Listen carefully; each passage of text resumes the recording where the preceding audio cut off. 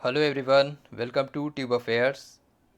तो इस वीडियो में बात करेंगे अप्रैल थर्ड वीक का करंट अफेयर्स, 16 से 22-23 अप्रैल के बीच का current affairs, weekly current affairs. इससे पहले दो वीडियो हैं, first week of April current affairs, उसके बाद दूसरे वीक का।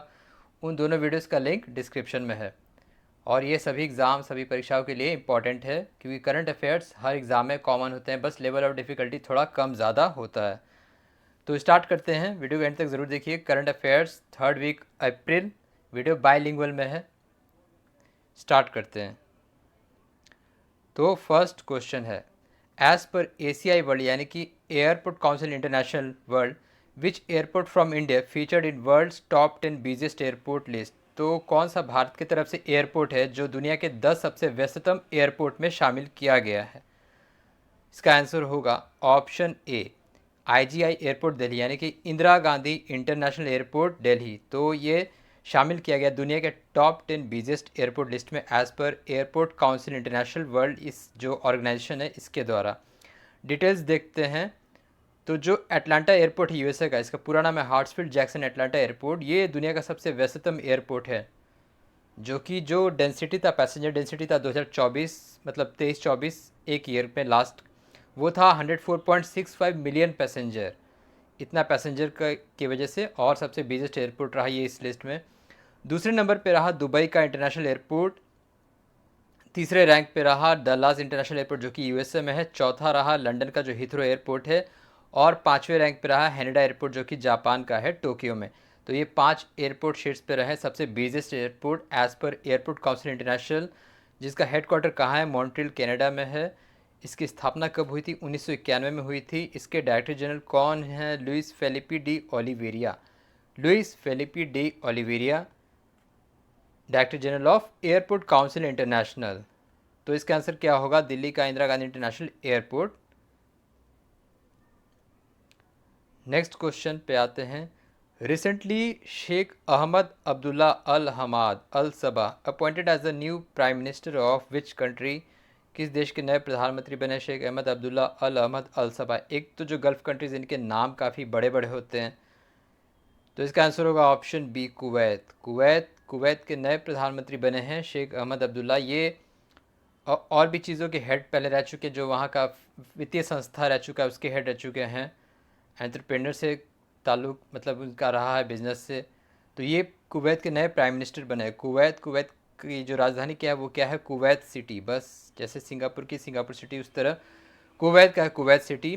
और अगर आपको पता होना चाहिए कि दुनिया में जो सबसे महंगी करेंसी है, मतलब जो सबसे ज़्यादा हाई वैल्यूड करेंसी, वो है कुवैत का कुवैत दिनार। जो इसका करेंसी है कुवैत का कुवैत दिनार, ये जो होता है भारतीय करेंसी का कितना वैल्यूशन है?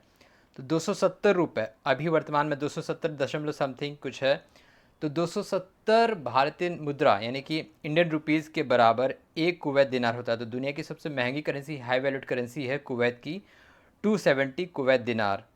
डॉलर क्या है? अभी 80s में है, लेकिन कुवैत का आप सोचिए जो करेंसी है 270 दिनार है, इजकल टू 1, मतलब कि रुपये के बराबर। नेक्स्ट है, which has become first country globally to launch men 5CV meningitis vaccine approved by WHO। Meningitis जो कि एक मस्तिष्क की बीमारी होती है, उसके लिए किस देश ने पहला ग्लोबल लॉन्च किया है वैक्सीन? तो इसका आंसर होगा option C, Nigeria. Nigeria first country जो कि अफ्रीका कंट्री है, इसने लॉन्च किया main 5CV meningitis vaccine. Meningitis जो है बैक्टीरिया से होता है। This vaccine will protect from meningococcus. Meningococcus ACWYX, ये 5 तरह के हैं। मेनिंगोकॉकस ACWYX, इससे बचाव करेगा ये वैक्सीन। और इसी साल दो और न्यूज़ है वैक्सीन से। जो कैमरून एक कंट्री है, इसने मलेरिया वैक्सीन को निकाला है चिल्ड्रन के लिए, बच्चों के लिए मलेरिया वैक्सीन को निकाला है कैमरून इसी साल 2024 में। मलावी जो देश है, इसने भी मलेरिया वैक्सीन को ये क्या, दोनों ही अप्रूव किया गया है WHO के द्वारा। मॉस्क्विक्स को निकाला है मलावी ने, और कैमरून ने निकाला है बच्चों के लिए मलेरिया वैक्सीन। WHO के द्वारा अप्रूवल है। WHO जिसका हेडक्वार्टर कहाँ है? जिनीवा में है। इसके डायरेक्टर जनरल कौन है? टेड्रोस एधनोम। और हाल ही में WHO का 74वां स्थापना दिवस मनाया गया था, वर्ल्ड हेल्थ डे, जो कि होता है 7 April world health day. Next है, एज पर UNFP United Nation population fund association. Report India's estimated population percentage falls in 10 to 19 year age group, यानी कि क्वेश्चन क्या कह रहा है, 10 से 19 वर्ष की एज ग्रुप में भारत में कितने प्रतिशत आबादी है।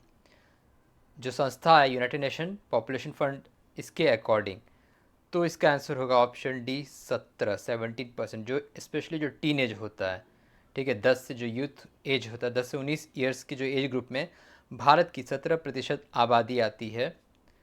इसका फुल डिटेल एक्सप्लेनेशन ये है जो अभी यूएनएफपी ने जारी किया है एक report, state of world population revealed India population will be double in 77 year. तो भारत की जो आबादी है अभी इसका दुगना हो जाएगा 77 वर्षों में, अगले 77 सालों में, यानी कि इस सदी के अंत तक।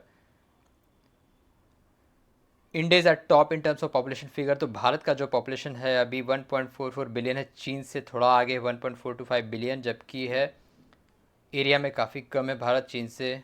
24% जो भारत की आबादी है 0 से 14 ईयर एज ग्रुप में, यानी कि 0 से 14 एज ग्रुप में 24% की आबादी है। 17% जो इस क्वेश्चन का आंसर है 10 to 19 ईयर्स एज ग्रुप में आता है। 26% जो है 10 to 24 ईयर्स एज ग्रुप में आते हैं।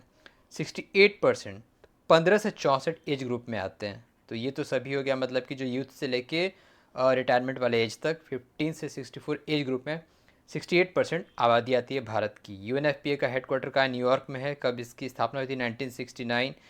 एग्जीक्यूटिव डायरेक्टर कौन है? Natalia Kanem. एग्जीक्यूटिव डायरेक्टर हैं नतालिया कैनेम।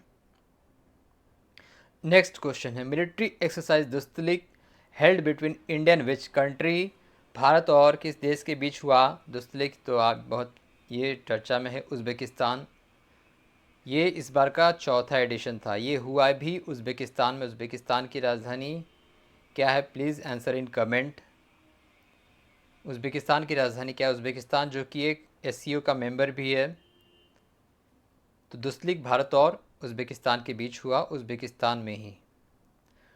नेक्स्ट है, how many number of medals won by India in Asian wrestling championship 2024। तो एशियाई कुश्ती प्रतिस्पर्धा 2024 में भारत ने कुल कितने पदक जीते हैं? इसका आंसर होगा ऑप्शन सी 9। टोटल 9 पदक जीते भारत ने। ये हुआ कहाँ था? बिश्केक किर्गिस्तान में हुआ था। भारत ने 4 सिल्वर और 5 ब्रॉन्जे जीते, अलग अलग कैटेगरीज में। 3 कैटेगरीज थे, Greco Roman, men's freestyle और वोमेंस रेसलिंग। 3 कैटेगरी में मिला के भारत ने 9 मेडल जीते। ईरान शीर्ष पर रहा ग्रेको रोमन में और मेंस फ्री स्टाइल में, जबकि जापान वोमेन रेसलिंग में टॉप पे रहा। तो ये डिटेल आपको याद रखना है। नेक्स्ट है, international day for monuments and sites is observed annually on. तो हर साल कब मनाया जाता है मॉन्यूमेंट्स और साइट के लिए अंतर्राष्ट्रीय दिवस? इसका आंसर होगा ऑप्शन डी 18 अप्रैल। 18 अप्रैल को मनाया जाता है। 16 अप्रैल को क्या होता है? World sleep day. World sleep day, विश्व निद्रा दिवस।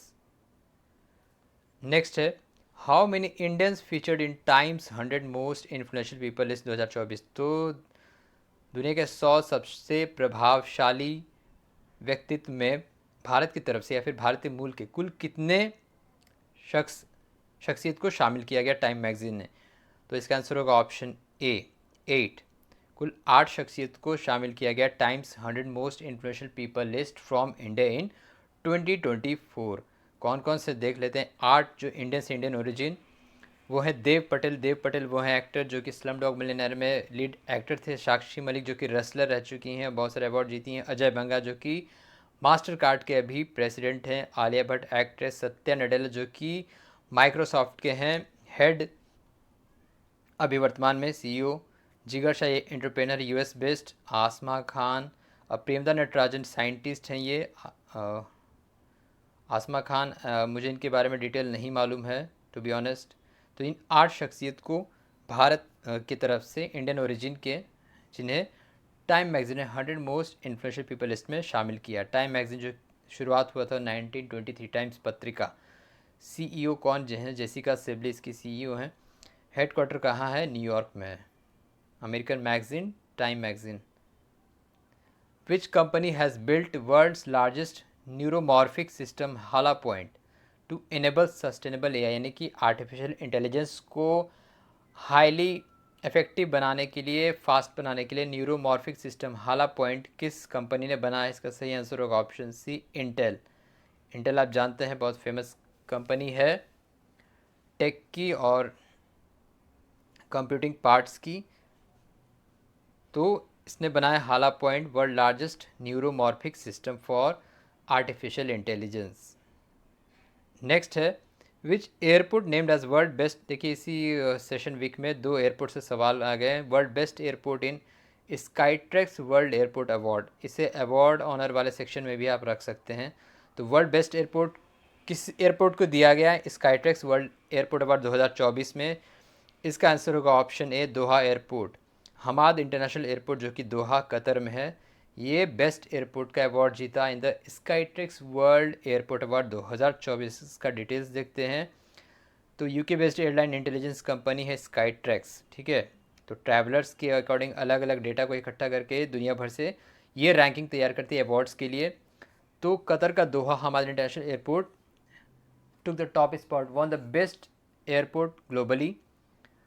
दूसरे नंबर पे है सिंगापुर का चांगी एयरपोर्ट, तीसरे पे है इंचियोन जो कि साउथ कोरिया का एयरपोर्ट है, चौथा है जापान का हैनिदा एयरपोर्ट, पाँचवें पे है टोक्यो का नारिता एयरपोर्ट। बात करें इंडियन एयरपोर्ट्स तो दिल्ली का Indira Gandhi international airport was named the best airport in rank 36 rank पे रखा गया है IGI airport. Kempegowda international airport Bengaluru को इसको 59 रैंक पे रखा गया। स्काईट्रैक्स जो कि हेडक्वार्टर कहाँ है? लंदन में है, ठीक है। तो इसका आंसर होगा 10 का D, Hamad international airport Doha Qatar. Next, recently government granted Navratna status to which CPSE central public sector enterprises company, किस कंपनी को हाल ही में नवरत्न का स्टेटस दिया गया? इसका आंसर होगा ऑप्शन ए, NFL यानी कि National Fertilizers Limited company, NFL। तो अभी जो है नवरत्न का कैटेगरी बहुत सारा है, जो 3 आपको याद रखना है कि एनुअल नेटवर्थ होना चाहिए 10,000 करोड़ लास्ट 3 सालों में, या फिर average turnover of 20,000 crore for 3 consecutive years, average net annual profit of 20,000 crore, must be A mini Ratna category 1 enterprise for last 3 years, यानी कि ये पहले से मिनी रत्न होना चाहिए, और महारत्न बनने के लिए उस कंपनी को नवरत्न होना चाहिए। तो NFL को नवरत्न का स्टेटस देने के लिए अब कुल 17 नवरत्न कंपनियां हो गई हैं भारत में। महारत्न कंपनी 13 है अभी टोटल। महारत्न कंपनी का शुरुआत हुआ था 2009 में, पहले नवरत्न का शुरू हुआ था। नेशनल फर्टिलाइजर्स लिमिटेड यही बना है नवरत्न कंपनी, 1974 में इनकॉर्पोरेट हुआ। हेडक्वार्टर इसका है नोएडा में।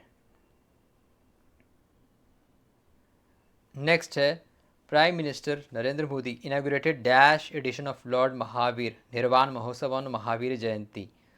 तो महावीर जयंती अभी 21 अप्रैल को था। महावीर जयंती में कौन सा एडिशन लॉन्च किया प्राइम मिनिस्टर मोदी ने? इसका आंसर होगा ऑप्शन बी, 2550वां संस्करण, और कॉमेमोरेटिव स्टैम्प भी जारी किया। लॉर्ड महावीर जिनका जन्म हुआ था 615 BC में कुंडाग्राम जो कि वैशाली बिहार में है, और वह 24वें तीर्थंकर रहे थे जैनों के, 24 तीर्थंकर। ये स्टैटिक पार्ट आपको याद रखना है। लॉर्ड महावीर निर्वाण महोत्सव, और ये हुआ कहाँ था? दिल्ली के भारत मंडपम में, वहीं जहाँ G20 हुआ था। तो दिल्ली के भारत मंडपम में निर्वाण महोत्सव महावीर जयंती पे इनॉग्रेट किया था प्राइम मिनिस्टर नरेंद्र मोदी ने। नेक्स्ट है विच company has launched India's first locally indigenously made electric mining truck. Bharat में ही बना इलेक्ट्रिक माइनिंग ट्रक किस कंपनी ने लॉन्च किया अभी? इसका सही जवाब होगा option D, Saini India. Saini जो कि चाइनीज़ कंपनी है, इंडिया बेस्ड है, सैनी इंडिया, इसने जारी किया, बनाया। ट्रक का नाम है SKT-105E। SKT-105E।